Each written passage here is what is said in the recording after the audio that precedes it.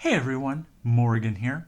So we're talking about page 5 of the AP Chem lecture outline dealing with thermodynamics. And what we're going to do here is introduce the concept called free energy. Free energy is defined as the energy available. Important word there. The energy available to do work. Okay? In some respects, it would be called the energy available to do useful work, especially when we're talking about electrochemistry. And this idea was first introduced by Josiah Willard Gibbs, who was at Yale, in 1876. And it is the way to address the question of spontaneity. And Gibbs was really well versed in mathematics, physics, chemistry, etc., and featured on a United States postage stamp in 2005. Okay, so when is a reaction spontaneous? Well, when energy is available to do work, meaning we don't have to do any work. And we referred to this on page 1 of the outline as outside influence. If we don't have to do work, there is no outside influence causing the reaction to happen. Now, free energy is given the symbol G.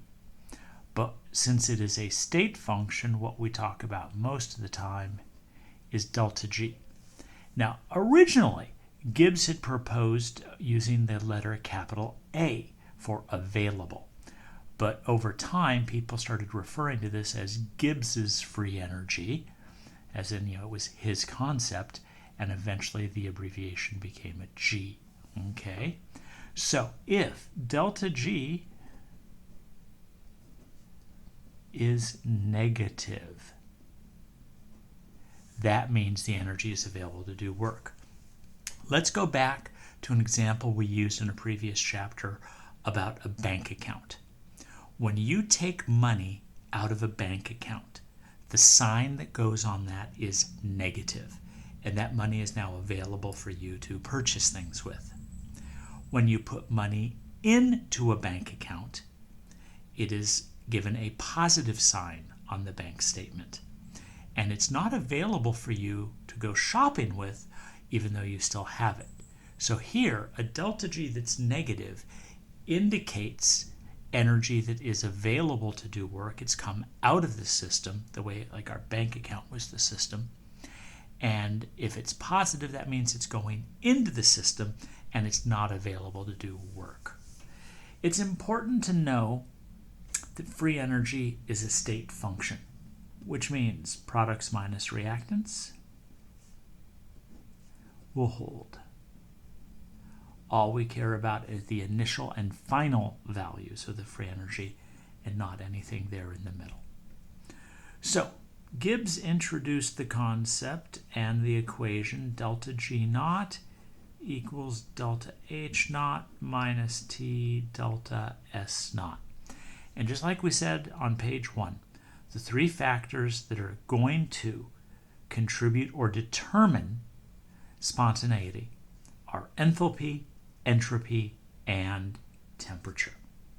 Now remember, when we use this as delta G naught, what you kind of think of as the degree sign there, that's meaning nothing out of the ordinary, no weird conditions, or you can think of it as standard conditions, 25 degrees Celsius, 1 atmosphere of applied pressure for gases. So, what if we have conditions that are other than normal? It's the same equation, we just write it differently, and we take values that are at the same conditions. So, this tells us if a reaction is spontaneous or if a reaction is not spontaneous. Is there another possible scenario? The answer is yes, an equilibrium situation. Up here, we said delta G is negative, spontaneous. Delta G is positive, non-spontaneous. What about when delta G is equal to 0? That is when a system is at equilibrium. See, it's spontaneous in the forward direction. It's spontaneous in the reverse direction. Those reaction rates are equal. That's the definition of equilibrium, when the rate of the forward reaction is equal to the rate of the reverse reaction. So if that's happening, those values cancel each other out. Delta G will be 0. Now, you might remember that we also used equilibrium constants to talk about this. An equilibrium constant K that's greater than 1 is a spontaneous reaction because the products are favored. If it's less than 1, it's non-spontaneous because the reactants are favored. And if it is equal to 1, that meant that the reaction was at equilibrium. Well, we can actually make an equation here. Delta G naught equals minus RT ln KEQ. Now the R and the T, we're just basically getting everything into the right units here. If K is greater than 1, the natural log of that would be positive, so we need that negative sign. If it's non-spontaneous, if KEQ is less than 1, the natural log of a number less than 1 is negative. So negative, the negative makes it positive, and it matches up. So we're concerned with the situation of K greater than 1, K less than 1, and when K is equal to 1. And when K is equal to 1, that's when you're at equilibrium, and the natural logarithm of 1 equals 0. So that means delta G naught is equal to 0. Okay, so a very handy equation is that delta G equals delta G naught plus RT ln Q. And we can use that for calculating if a reaction that we know its spontaneity